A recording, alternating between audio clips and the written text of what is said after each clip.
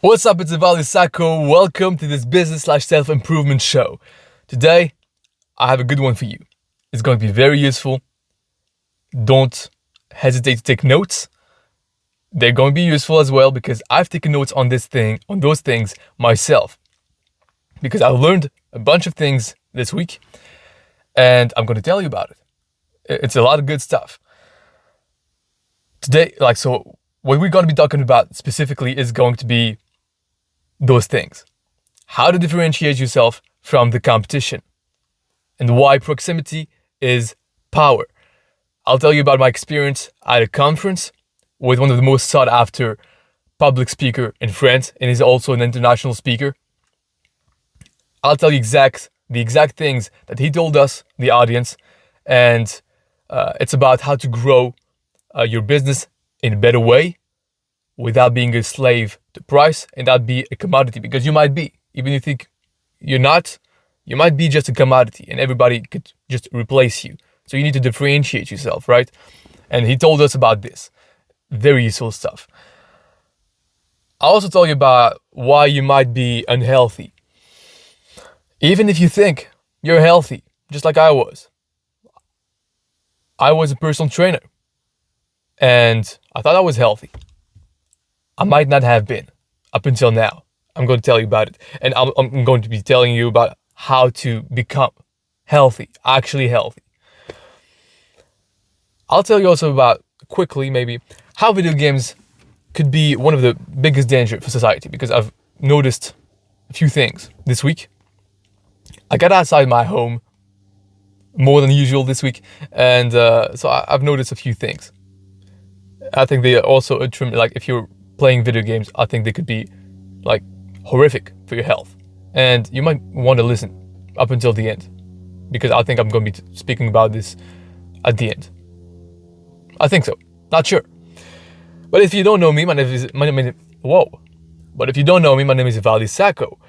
I went from not wanting to live anymore to going in business with a guy making $300,000 a month, and then going into business myself. All that thanks to online content. Online content showed me that I could improve, I could be better, I could become truly free and successful.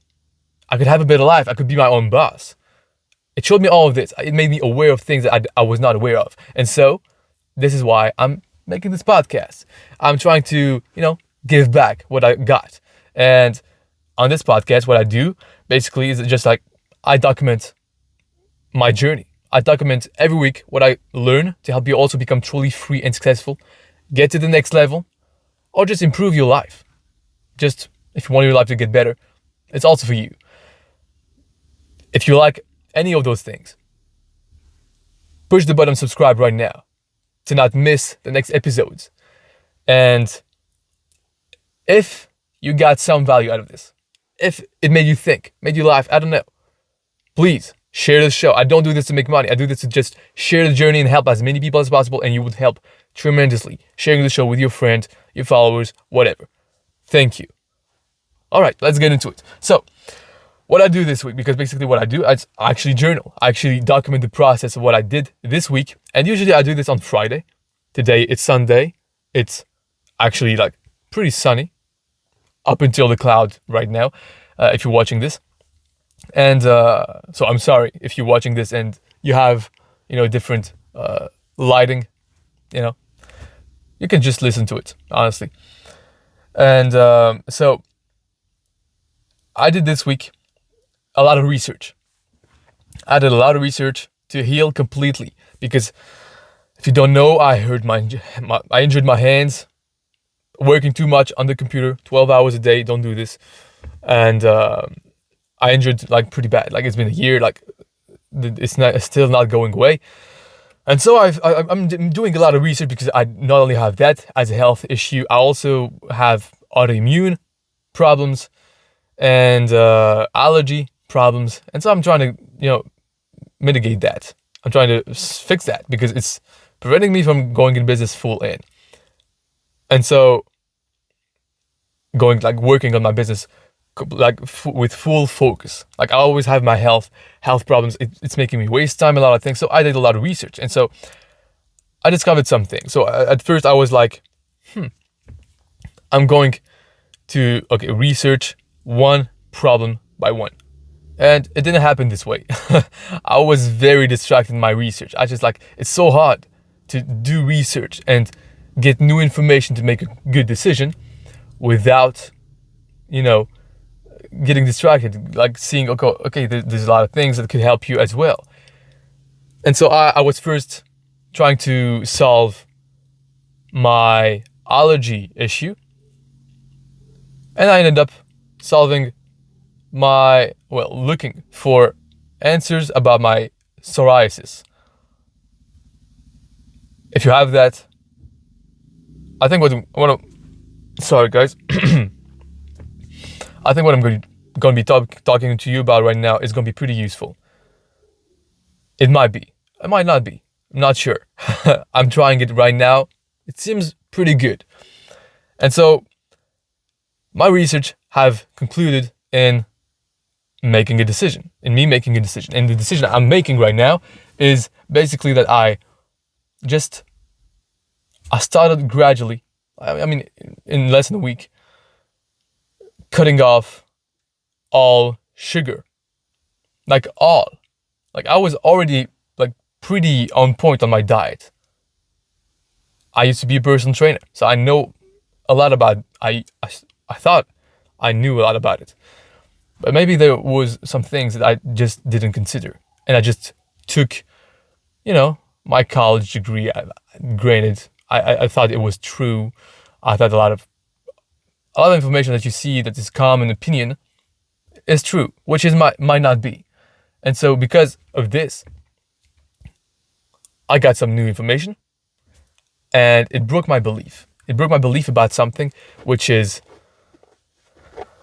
I'm not saying it's the truth.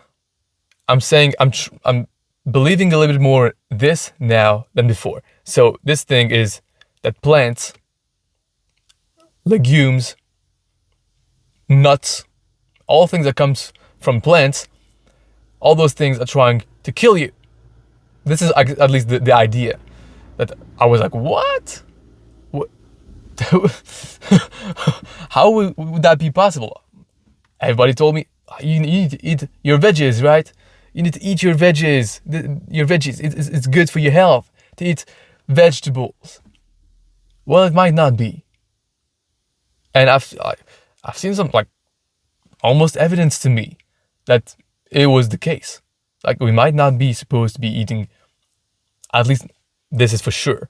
To me, this is right now, I'm pretty confident about this. We should not be, at least I should not be eating as much vegetable as I used to. Because there's carcinogen and toxic things in vegetables that are meant for them to survive and for us to not eat them. Because if we eat them and we get sick and we feel bad because of eating them, then we won't eat them anymore. And so they will be able to reproduce. They will be able to survive. But if they taste good and nothing bad happens to us, I'm thinking at an ancestral, like our ancestors, right? I'm French, by the way. This is why I find, sometimes a little time to find my words. But bear with me because it is going to be very good stuff. And so I was like, what? I didn't know that. And so nuts as well are trying to protect themselves from, being eaten and not surviving because they can't reproduce because we ate them all, right? And so animals have the capacity to use all the vitamins that, we know all the vegetables contains.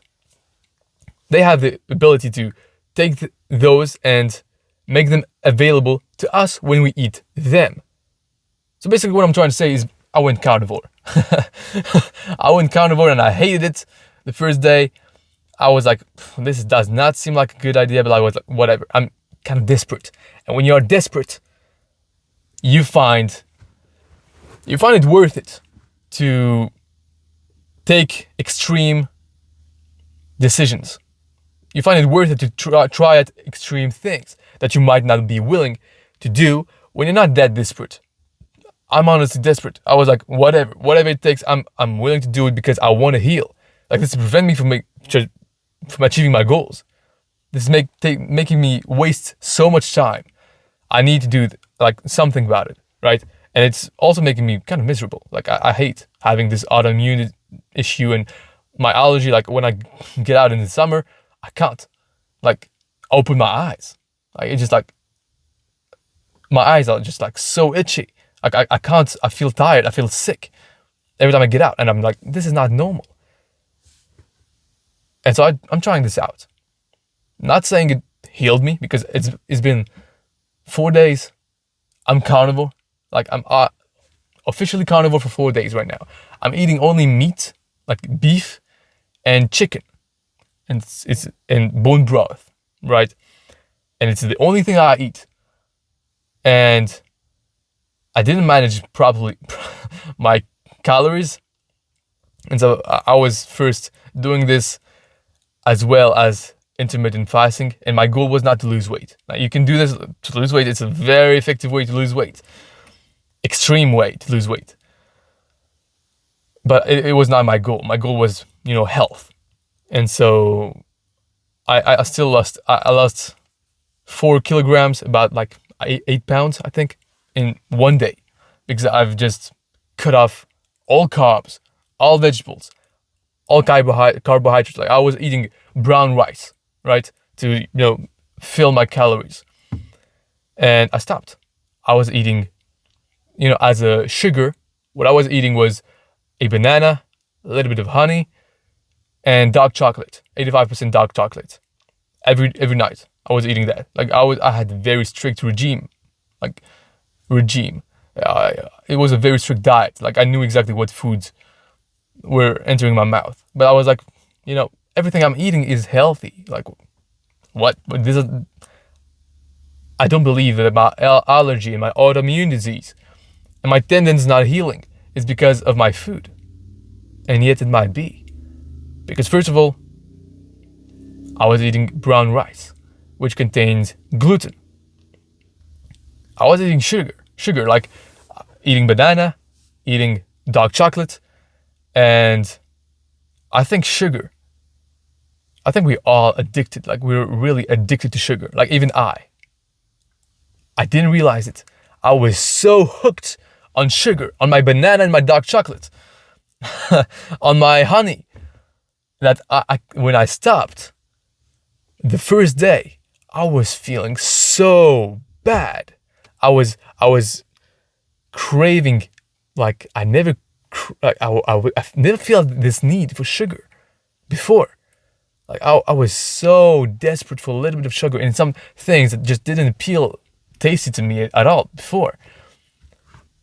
Sounded like just horribly good. Like, it was like I was an addict, like literal addict to sugar and carbohydrates, because I had already stopped eating sugar, like, and in fruits and dark chocolate, right? And honey. I had already stopped this for a week. I didn't feel too bad. When I cut off carbs, because carbs turn into sugar at the end. When I cut them off, everything changed. Like, my mind, I was like, just like a heroin addict, right? You see in movies or something like this, they feel the need, like they just like crying because they want so much their drug, right? Oh, just a little bit, please. I felt exactly that, like this. So here's my challenge to you. Maybe you should consider, try and see what if maybe you're an addict to sugar or carbohydrates or vegetables. Actually, just go 1 week carnivore and see. It's going to strengthen your will. It's going to strengthen your ability to suffer and to endure and to discipline yourself, to not do the things that your body craves. It's just like fasting, I think. It's just like a discipline. Like, you make yourself stronger when you do those things. So I think it's pretty useful for anyone to just try it out. And honestly, I don't know. Like, it's not a great lifestyle to just eat meat. Like, I don't like it, to be honest. And at the same time, I think it might just be way healthier than any other diet. Whoa, there's a plane right now flying above me, pretty close. Man, I want to fly planes. Anyway, sorry guys. I have ADHD as well. And so I think this helped me as well with my ADHD. At first, I was foggy, like very, very foggy.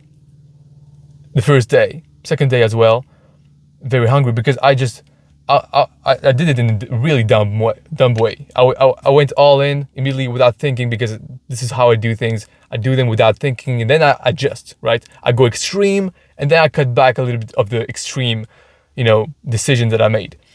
Because, it's way easier to do it like this. Like right now, I'm thinking of incorporating a new food, like back maybe avocado in my diet, right? Because I'm not planning to stay carnivore. I hope I don't have to, because it's just like so boring. Like I eat the same exact things, and maybe like I could change. I could eat salmon, sardines, and other protein stuff. But like it's just like I want my vegetables. I miss them, and I miss carbohydrates a lot. Anyway, today when I woke up, I felt very focused, way focused, like more focused than I've ever been in the morning. And I wake up immediately. Like I didn't have this sense of, okay, I need an hour to wake up, right? I wake up at 7 or this week a little bit like 8, because I kind of lost my discipline doing this, like changing my diet and everything. It was a mess. And when I wake up this morning, it was like clear. Like 10 minutes after I woke up, I was clear-headed. I was able to focus. I was able to do anything, and I was way more productive. Like things that took me like 2 hours to do in the morning before, took me like half an hour today to do. I was very focused. Like I'm not kidding. Also, my breath kind of smells when I wake up in the morning, usually. Before it was before it smelled. Now, I could smell it. When I wake up, I was like, I smell bad, right? And so I need to go wash my teeth, right? Today, my breath smells like nothing. I'm not going to the toilet as much as well. So it's like very weird. Your body doesn't have garbage to get out when you're only eating proteins, but when you're eating vegetables and carbohydrates. Like, the body needs to get those things because a lot of them we don't need. So it just like throw things that he doesn't need. But right now, I need everything in my body. So I went to the toilets like once, maybe twice this week.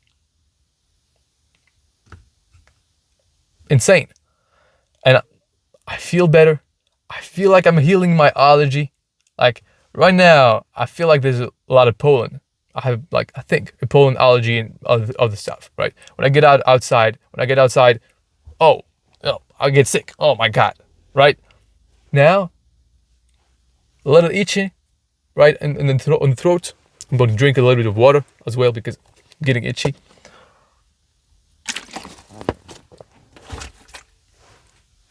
But I feel great. My hands are healing faster. I feel them. I can use them more. I have less inflammation for sure. My psoriasis, I think, is getting better, but I think it takes more time to see. And this is just 4 days in. So I'm really tempted to go longer than that. But again, I don't like it. I hate it. I want to eat a banana. I want to eat dark chocolate. I want to have those things, right? So I'm going to try for sure to incorporate back food. First, I think I'm going to try it with avocado, like 100%, fresh avocados, not no pesticides and everything like this, right? Because I think pesticides are mess my immune system. Like they really like I'm not taking them. Like my immune system reacts so much to how do you call that in English? Yeah, pesticides, right? Anyway, so yeah, try carnivore. If you have health chronic issues, for sure, try it. It will heal you. Now, I think it costs a bit, but at one point, if you're desperate, things seem a lot more worth it, right? If it's worth it, you're gonna take action. If it's not, you're not. So is it worth it for you to be completely healed? And it costs you like double to eat. Like it costs a lot. Like today, I've only eaten 6 steaks. 6 steaks. This is why I've eaten 4 just before. And these are not like small steak. Like this is like 125 grams per steak. So, and grass-fed, I think, beef. So, it costs a lot to do this, but I think it's still worth it. Listen to Dr. Barry. Funny, huh? His name is Barry, and he's a carnivore. Now, a lot of doctors, this is why I started it, because a lot of doctors do that. And I saw a guy that was doing this for like 40 years, very healthy. He just like, he's a gardener or something like this. He moves a lot and he's like pretty healthy. Hasn't been to the doctor since like he was a kid. So I was like, okay, I'm going to try it out.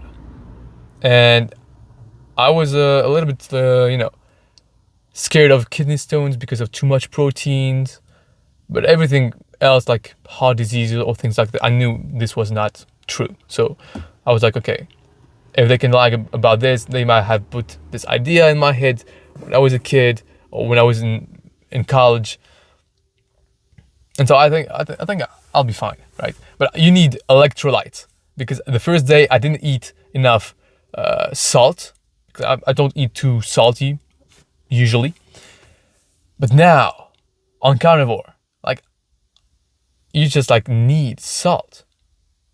Like I started putting salt in my water the second day because I was feeling so bad. When I drank salty water, I felt better because this like gives you energy. Like I felt so dehydrated, and when I put salt in my water and more in my meat and my chicken, I felt way better. Anyway, so that's that. I had a incredible craving for sugar. I still have when I think about like cakes or anything. Like it's just like very, very hard to resist. But I did resist. I did not cheat yet, which I hope I won't. At least I'll stay at least 1 week without cheating. But it's very, very hard, especially without, when you're hungry, right? And it's hard to eat a lot of calories with only meat. Like you need to eat a lot of meat, and they're like satiating. So it takes you time to eat more. And I don't have this time to eat a lot more like this, right? So, I was eating in a 4-hour window. I was doing intermittent fasting for 20 hours. And in a 4-hour window, I used to eat from 1 to 5 p.m., I think. I used to eat everything, all my meals, all my 2,800 calories to 3,000 calories, right? And I got immediately from this to 1,300 calories of just proteins. And so this was like very bad. I messed up on this. And the day after I went up until now, I'm at 1,700 calories. Like it's so hard to eat more. Like I don't eat in the morning. I'm not gonna eat like meat in the morning. Like it just like I don't feel like eating meat in the morning. So I lost 4 kilograms. So that's very bad to me. But I think I lost internal fat because I didn't see too much. The effect it made me on my face, I think I can see that. But other than this, yeah. Anyway, I think I'll put. I hope I put something here, like on the video, so that you, if you don't care about health stuff, will go about the other sections, right? If someone can do this for me, like put the timer, right? So at this time, okay, I'm done about talking about health, and now let's get into what I did other than this. So I saw my old friends, and I'll be pretty quick on this, but it's just like they're still addicted to playing video games. And I think this was one of the best things I did in my life, to stop video games, because I was hooked on video games. I have a very addictive personality, addicted on carbohydrates, my dark chocolate. And I was addicted in high school, and even in middle school, even before, on video games. I could not spend a day without playing video games. It was my out. It was like my alcohol to me. I never drank alcohol. I used video games instead. It was an out for me. An out from reality, because reality was harsh. Reality was difficult. It was not comfortable. When you go and play in video games, it gives you everything for free. Like free of pain, free of uncomfort. It's the character that you control that goes through the uncomfort. You just, it's not cool to die because you have to start back, but whatever. You're not dead in reality, right? And so I went to the house of my old friend because he invited me, and I was like, okay, why not? I never get out. Like, I'm not really social. I have no social life, basically. And I saw my friend at the gym. He said, oh, Johnny and James are coming home. This is not their names. I just made them up. And I was like, okay, well, I think I'll come a little bit, right? Because they were like staying all night. I'm not doing this. And so I went, and he said 8:30 there. Obviously, I was there at 8:35 because I knew they were going to be late. I ended up waiting to 9 p.m. up until 9 p.m. and then I saw my friends come to his house with their TV and their PlayStation. I was like, wow, well, dude, you already have a TV, and he has a big freaking screen, like a 4K, like one of the biggest screens I've ever seen, right? Why would you need two other screens? And they're like, oh, because we're going to play like, I don't know, something. And they're still hooked on video games. And this is one of the best things I did. Stop video games for, this is what I stopped video games for fitness, for lifting weights. And this completely changed my life. When I did that, I think this was one of the best decisions in my life. And they did not make this switch. I think they added, fitness. One of them did, but they didn't completely cut off video games. I did. And so I think this was one of the best decisions in my life, I guess, because I would be still hooked on video games and not be in business right now. And so I saw and I played back, and I loved video games, right? Even now, when I see, I love, it's just so addictive. It's so beautiful, especially when now I play to the PS5, right? The next generation PlayStation. And at least now, if you're watching this in 20 years, maybe there's PS20, I don't know. And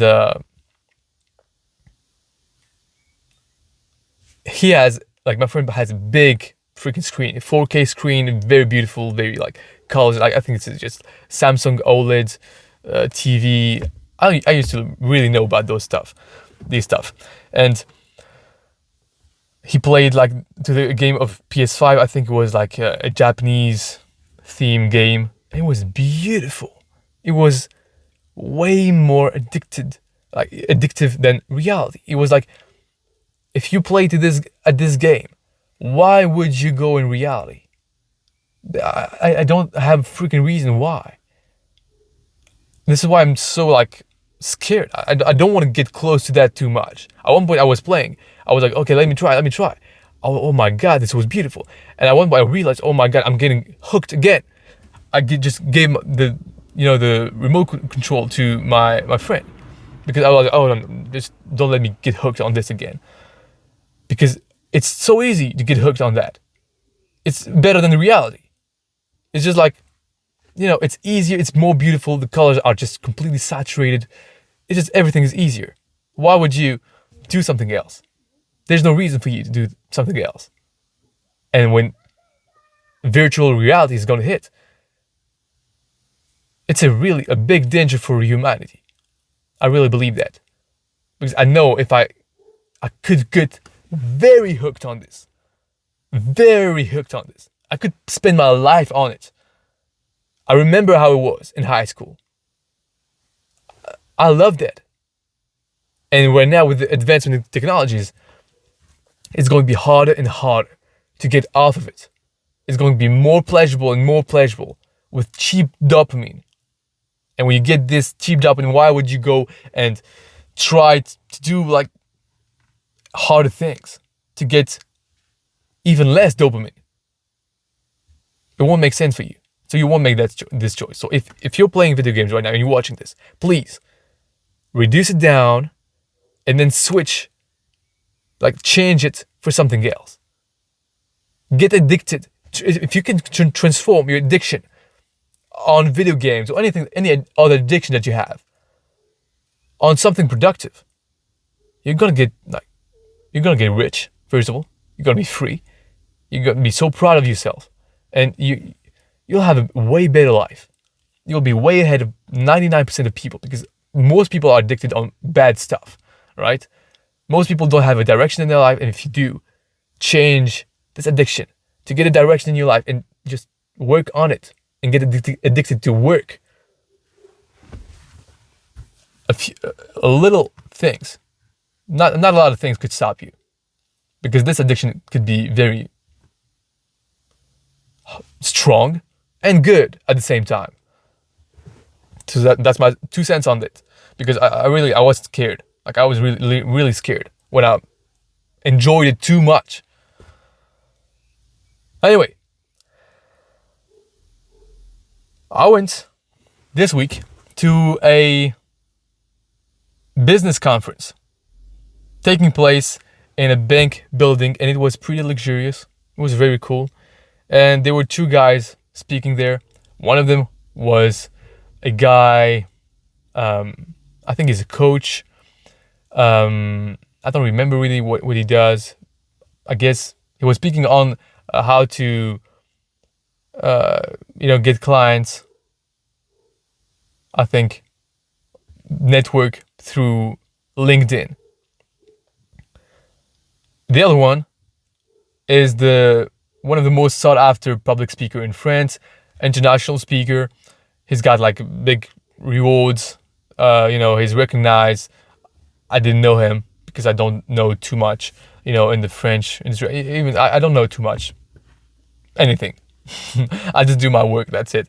I don't know too much other than my circle of things, right? Anyway, it was very good, and the mood of the conference was not that great, right? And so the first guy goes there. It's the LinkedIn guy, the guy that speaks on LinkedIn, which he gave 3 keys to network and make people want to do business with you, thanks to LinkedIn and other social media. And so this guy starts, and it was pretty like calm, bank. They were like some bank people in it, like, so it's like kind of corporate. They were like CEOs, kind of like, more like get yourself in line. Not, there were not many entrepreneurs coming from other, industries. They were like raised in that environment, and it was like very corporate. And so people were kind of serious, right? It was like a serious vibe. Okay, I'm here. I hope you don't waste my time, right? And so this guy goes on. It was very calm. He goes on stage, and then, hey, what's up? So today we're going to be speaking about this, right? So he gives a lot of energy, and he just like surprises people, and he doesn't give a shit. Like it was like he created energy in the beginning of his speech, and this gave me wow. I would be like kind of, stressed out to do this. I would not be comfortable really like changing the mood like this. And he just did it. And he started his presentation in a high energy state. And he moved around the stage very fast, big movements, big hand gestures, right? And he created this energy by himself. Like he just decided. He had his will and he created energy and it just worked. Like it was amazing. I was like, okay, like you can change the mood of anybody. You just have to have the will and perseverance and just to not care about what people are going to think. Because, people could like think you're weird, especially those people, right? Banking environment, like really, like, if you just go out of line, people just look at you weird, right? I went there with a friend and he was really not comfortable there. And at one point I asked him to, the guy was telling people, right now I hope that you get out of this conference and just take a selfie, right? So you could post on social media and do what I just teach you, right? I told my friend, okay, let's do a selfie right now. And it was like, no, like if we did, everybody would look at us weird. Like I did not care, but he was not really ready. He was not comfortable. So I was like, okay, I'm not gonna put you in that situation, whatever. Anyway, so this was great, and he was authentic, right? And he did not care because what I was seeing myself, okay, what if I gave this presentation? I would find it hard to really be authentic. I would try to cater to people, right? I would try to speak like they speak, okay, be kind of serious and not change the mood. Be just like, okay, not too surprising, right? Be, speak about what I need to speak about and be in the lines, right? He did not care. He was like, okay, I'm getting out of line. I'm being myself. He doesn't care.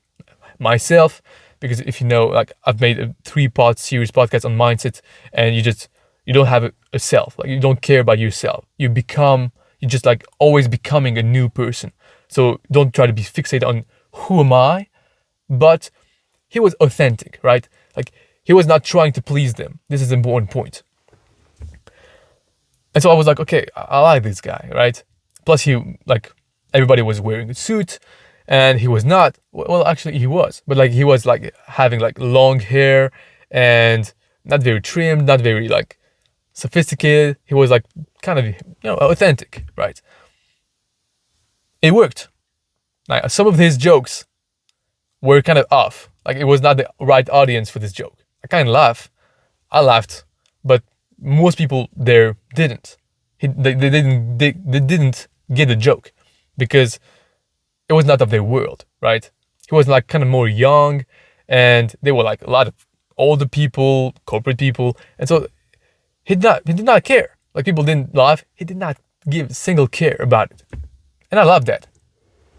So this there was the first part, and in his presentation on the first part, he talked about 3 key things to network and get like busy with clients on social media, get people to want to make business with you thanks to social media. So let me drink a little bit right now and I'll tell you about those 3 steps.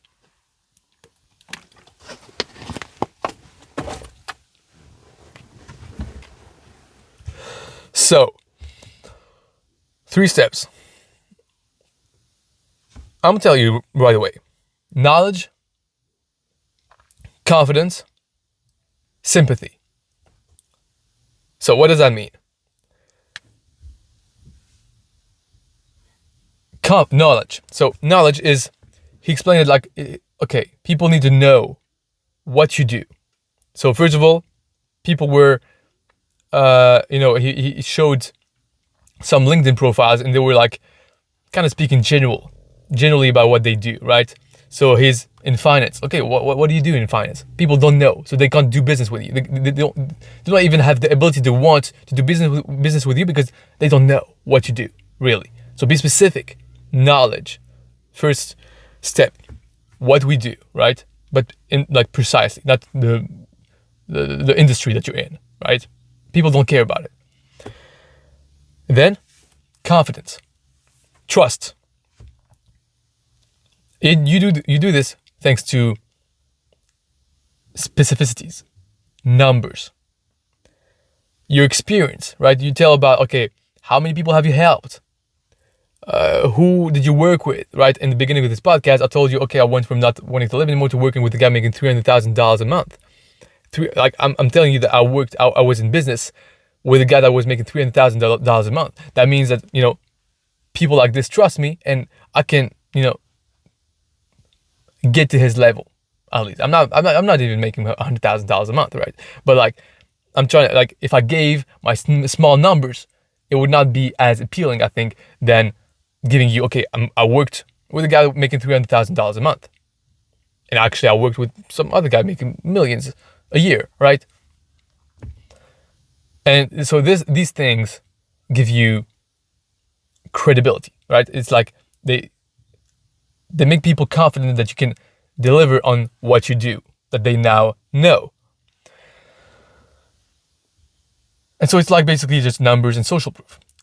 The next point is sympathy. Now, this is just being how he was, authentic. You are your authentic self, and you add your personality to it. Now, you can create your personality, you can become who you want to be, but you need to be, it has to be like,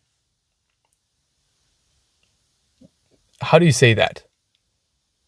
When you show something and you are truly something, right? I don't remember the word. Anyway, so they had to see that you're just not trying to be someone that you're not, right? Be authentic, show your face, right? And smile. Make people like you. That's basically the thing. If people like you, they will do business with you. That's the point that he was making. But if they like you and they don't know what you do, why would they do business with you, right?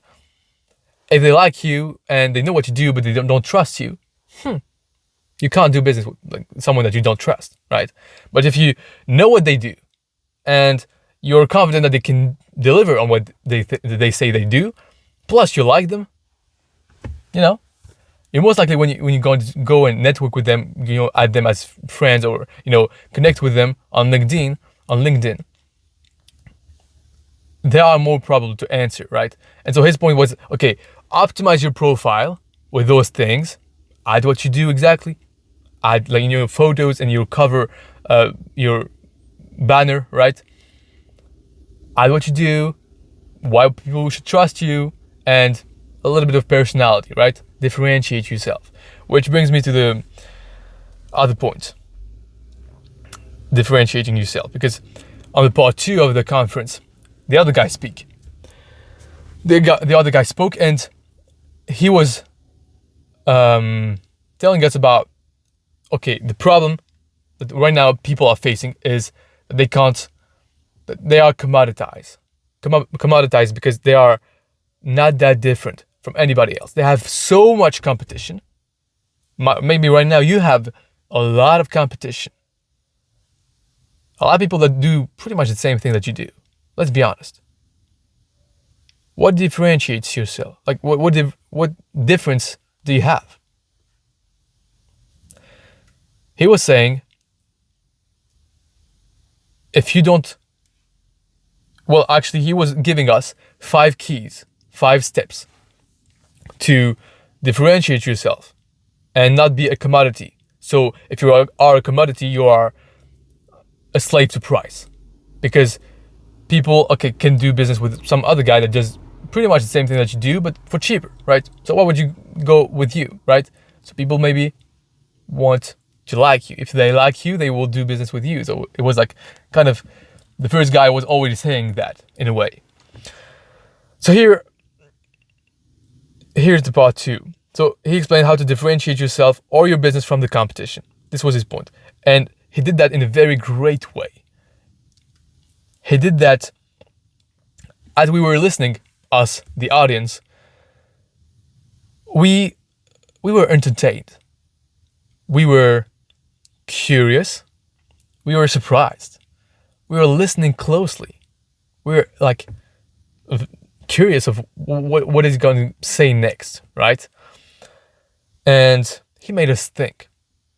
He made us like really turn around in our heads and just like, okay, I could use this like this, and he made us really think. He used silence, oftentimes, to make his points, and he used pattern interrupt in his presentation with sound and image to get us to raise our focus again, because we were like, okay, he's explaining a lot of things, our focus decreases, and then boom, pattern interrupt. And the way he did that, his pattern interrupt was basically on his presentation. Like he had a presentation, and when he switched the image, right, it was like a cat with the sound of the cat. It was very funny, and especially in this environment, like everybody laughed. Every single point he did that. Like the cat was a little bit different. The sound of the cat was a little bit different as well. It always like made people laugh, and it was always kind of surprising. And so you use all those things, and you can use those things if you're in sales or you want to do a presentation, something. You want to tell a story, because this is what he did. He told us a story for every single point. And you can use all those things, surprise people. And he used, I got the book. That, I don't know if you can see this. Well, he used this book. I really think that. I don't know if the focus is made, if you're watching this. Anyway, he used this book, Made to Stick, from Chip Heath and Dan Heath. Why some ideas survive and others die. And I really think he used this book because he was doing all those things that made, because he told us a story, right? And it was a very interesting story, simple, surprising, and each time it was like relatable.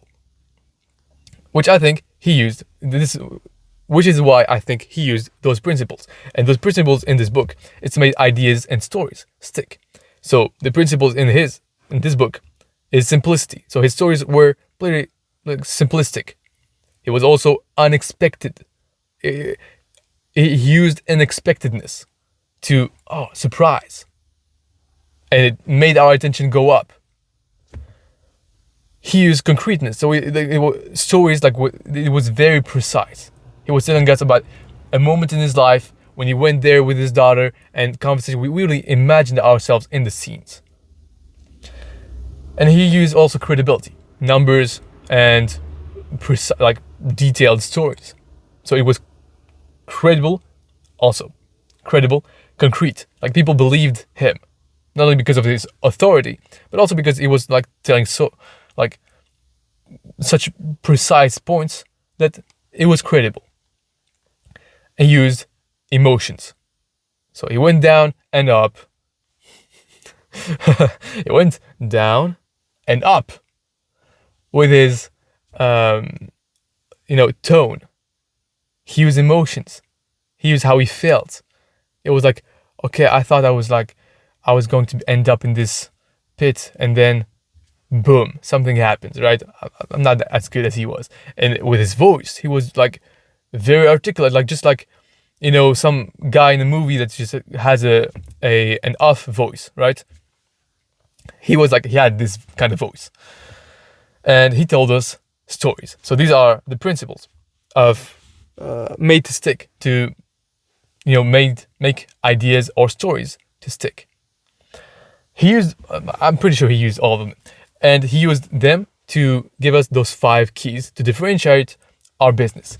So I'm getting to it, all right? 1, don't compromise on the fundamentals. And he told us about a story about a guy that went from $50 to being a billionaire. And he was sitting at a conference, at his conference, right? And he was going to tell them the one key that he used to go from $50 to becoming a billionaire. And he was saying, okay, listen really closely. This is the key. Do not compromise on the fundamentals. And it was like, we were all completely booing him almost. Everybody was down because he was saying this. Everybody was like expecting something like very, very great, right? And then nothing. It was like this. Like, okay, we understand that. But he said that it's very, very useful, that people don't really stick to this rule of not compromising on the fundamentals. And he used it. He told us like it was like different than doing simple things. It was not the same thing. Like he said, fundamentals and basic are two different things. Fundamentals is something that, if you don't, well, I think I wrote it down. It's like non-negotiable, right? A fundamental is like you can't, if you do without it, you'll go down at one point. But basic is something simple, right? So don't compromise on the fundamentals. And the guy, Nido Quibine, I think it's the guy. I haven't researched it. I don't know him. He went from $50 to a billionaire. And what he did, his fundamental at one point was learning, because he was from Lebanon. He was a Lebanese guy. I think he went to the United States, I believe. And his fundamentals were learning 5 words in English per day. He just did that. And this got him to becoming a great salesman and then building his company, right? So don't compromise on fundamentals. Fundamentals in your business might be having a great product, a great service, right? Sticking to your word, your values. I think your values and principles are fundamentals. To me, they are. Like if you don't have values, first of all, you're gonna have more struggle to connect with your team and have build a great team, because if everyone has different values, at one point it's going to crumble. Second, he said that as well. Agree with your team on the fundamentals and respect them at all costs. If a person does not respect them, fire them, right? So your fundamentals are very important. I think it's kind of like principles. And you have to continually, like one of the fundamentals is that you can't stay in a routine, especially with clients. If you have high ticket clients and you're not dealing with, customers, even with, a lot of customers, right? If you're doing e-commerce, for example, you have to keep being unexpected, surprising people, not staying in the routine and people expect. Like, he gave this analogy. He was saying, okay, you can, for example, offer flowers to your spouse every February 14th, right? On the Valentine's Day. The 20th year, she's going to be like, okay, I don't care. I know it's going to happen. It's like not a big deal, right? He said it in a way funny way. And, you have to surprise. You have to do something more, right? You have to do something different. And this makes it so that there's no routine and people don't get bored. And if people don't get bored, because this is when people like just try to see somewhere else. If, you don't surprise them, they feel like they already know everything, and, novelty is really attractive. So try to be, surprising, add new things, become better. And so this brings me to the second point. Do more. Meow. This is what he did. Like exactly, like when the second point hit, it was like a cat coming on the screen and big sound, stereo sound, because it was like a pretty like legit conference room. Like meow. It was like there was the sound of the cat, right?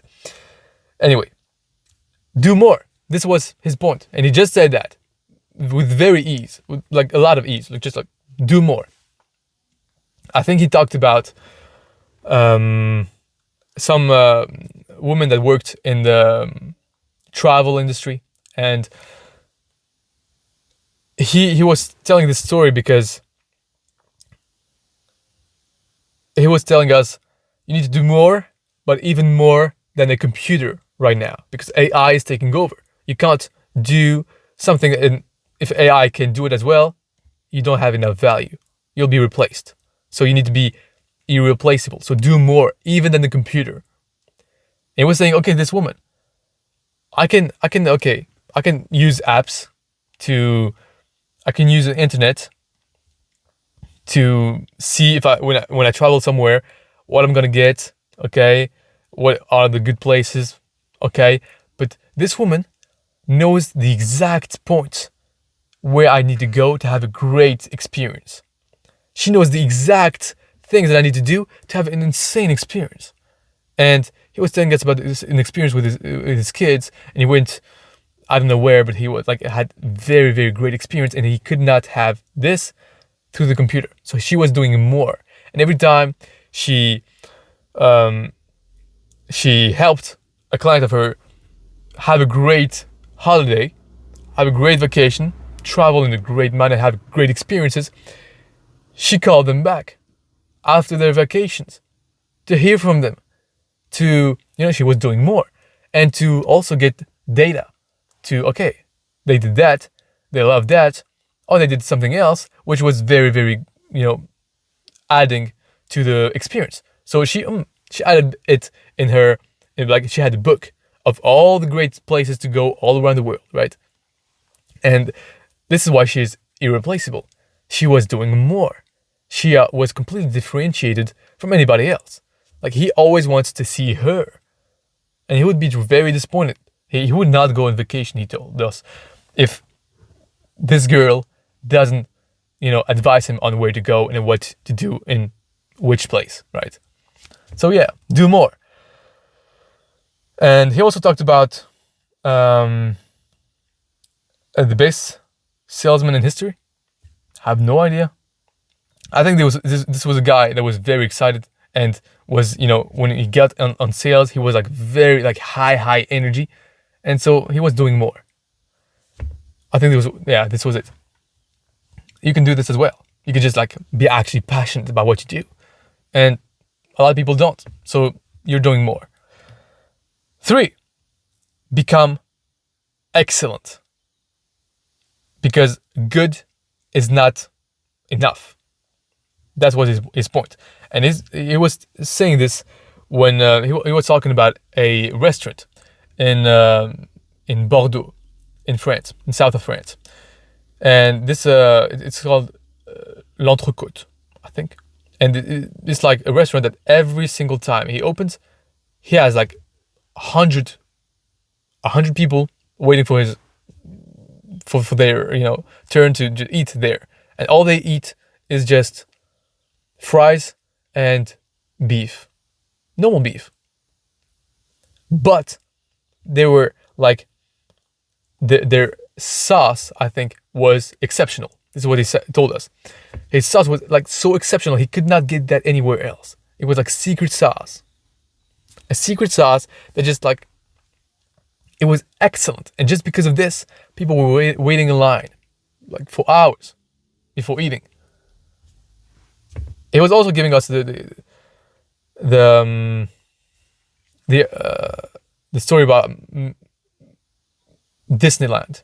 And Disney is like, he was coming back from a trip, coming back in the plane, and he was having a guy next to him opening his workbook, and he had a Mickey Mouse face on his book. He was like, okay, he's still a young kid in his mind. I don't know what, why does he do this? And every page he has like a little Mickey Mouse at the low right of the book, right?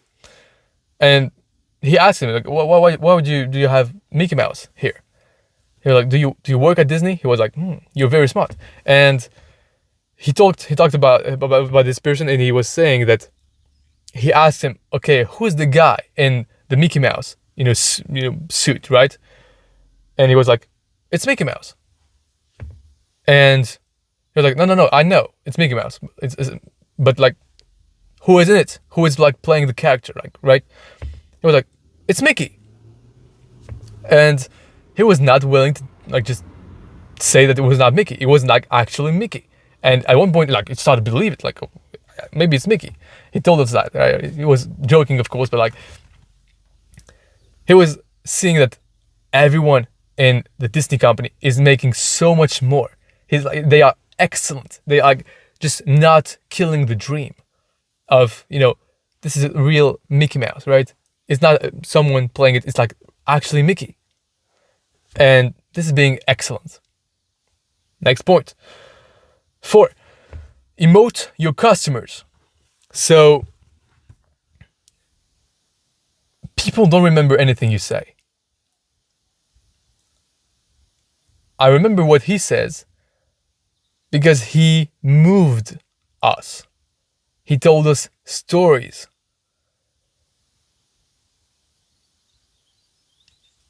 And this is actually not the point that he was making, but this is also true. I don't remember exactly what he said. I remember how he made me feel.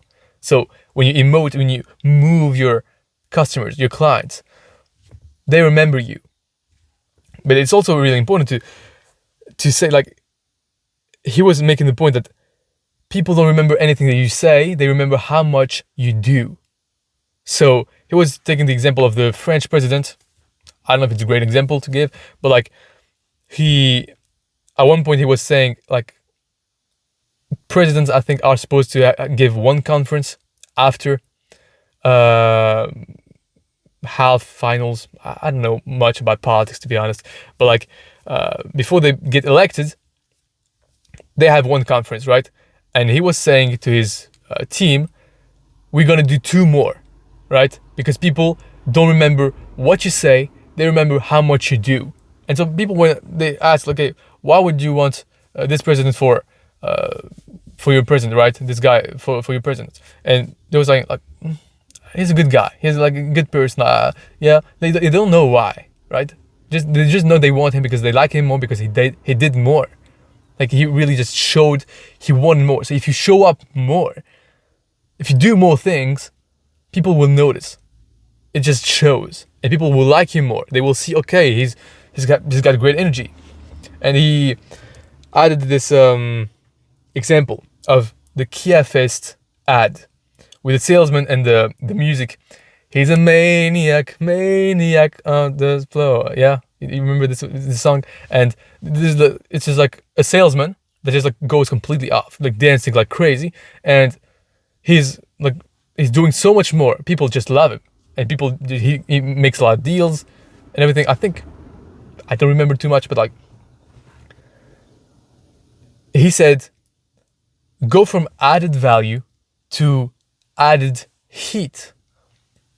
And this grabbed my attention. He said really quickly, but yeah, be warm with people, have this connection, this intention, have good intentions toward people, and people feel it. And when you do this, you almost can have less value than someone else, but because of your the people liking you that much more, because you give so much personal, you have this personal relationship with people, people like you more, and because they like you more, they'll do business with you, and you are differentiated from the competition. You are not a commodity. Okay. He also said that we stop on the ads, right? When you scroll, you stop on the ads that are surprising and unique, right? So be surprising and unique. 5, pay attention to the details. He was giving this example that there's the horses that make a race, the race horse. And he gave the example that at one point there was an owner of a horse that was a nose hair of a horse to win. If he it was that close, he was that close to making $5 million euros, and he didn't. The other one did, because he had just 5 millimeters more on his horse nose hair, and because of this, he won $5 million. So he was making this point just to make to tell you that, okay, details count. And he told us about the story of ice cream. I went to Paris one day and I ordered an ice cream. Oh my God. I'm on the carnivore diet right now, thinking about an ice cream, which actually, during this presentation, it was the first day I think I ate carnivore, and I was like it was hard for me to watch because he just showed a picture, for example, of the restaurant, fries and beef, right, with the sauce. I was like so craving it. Anyway, so yeah, pay attention to details. So he told us about the company in Paris, which I've eaten an ice cream from, and they make their ice cream in the form of a flower. And so it's very unique. Nobody does that. So when you buy this ice cream, you feel like you've got not only an ice cream, but also a beautiful flower.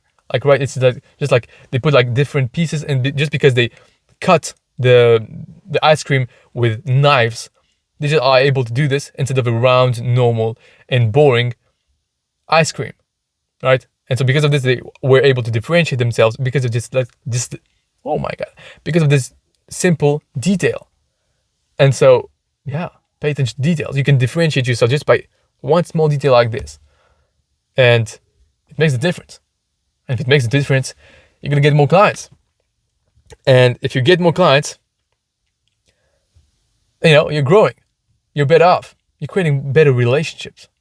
And also, this was one of the things that I want to talk to you about. Relationships are so key in life. It's just like, I never get out. I have pretty much no social life. And this week I got out 3 times. Like 3 days I was out. 1 for the conference. 2, actually no, I was not out, but I had a guest.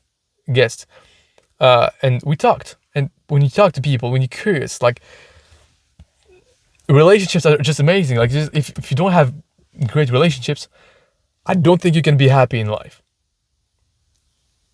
And it's a skill. It's a skill to develop. I'm not great at relationships. Actually, personal relationship, I'm really not great at them. Like, it's just like I feel myself get better. And we get better when you are curious, when you talk and you tell people how you feel, when you feel something, like you have something positive in mind about them. Right? Tell them, compliment them, like truly, like honestly. It builds your connections so much stronger, and you're able to have a way better life like this. I think I'll try to add more of a social life. Now, you don't want to hang out too much with people that will, drag you down. I was very happy to, have gone at my friend's house playing video games. They kind of like, I got a little bit like down because of this. Like, I was used to play video games a lot, and so I kind of, got back into my old self.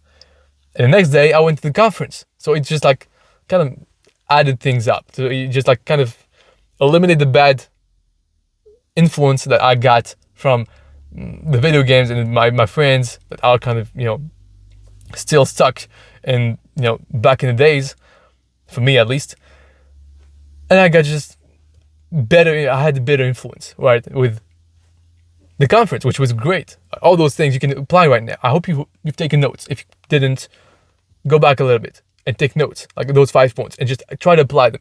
Ask yourself, how can I apply this in my business? How can I apply this in my life?